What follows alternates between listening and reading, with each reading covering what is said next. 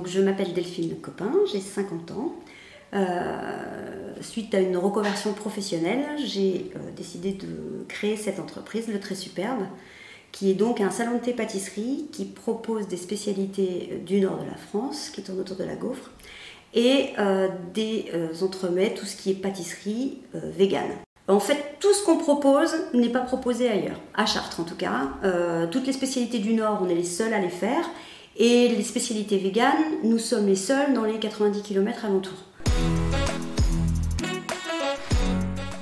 Alors, j'étais en week-end dans le Nord chez ma cousine et elle m'a emmenée dans une pâtisserie qui s'appelle Le Merveilleux de Fred, qui se situe dans un quartier assez pittoresque de Lille, le marché de Oisem. Et en fait, il y avait une queue immense devant cette boutique que je ne connaissais pas. Et une fois à l'intérieur, j'ai vu qu'ils proposaient un petit gâteau qui s'appelle Le Merveilleux, qui est une spécialité belge à la base, qui sont donc des meringues et de la crème fouettée. Et en fait, ce qui était sympa dans ce concept, c'est que toute la brigade de pâtissières est devant vous et elle monte les gâteaux devant vous. Et je me suis dit, ça c'est un truc incroyable, je veux faire ça à Chartres.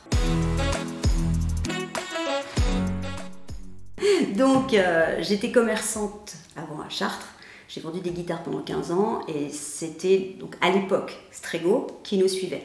Et quand c'est passé après à Baker Tilly Strego, Monsieur Perdereau a donc pris la relève, il m'a fait le dernier bilan de la société MD Musique et je lui ai parlé de ce projet que j'avais de monter une pâtisserie. Donc il m'a orienté vers les bons organismes, les bonnes personnes pour la structure, savoir comment faire tout ça. Et puis il m'a rédigé tout ce qui était bilan pour que je puisse après solliciter les organismes bancaires. Et, bon, ils ont été présents de A jusqu'à Z, accompagnés par Horatio Avocat.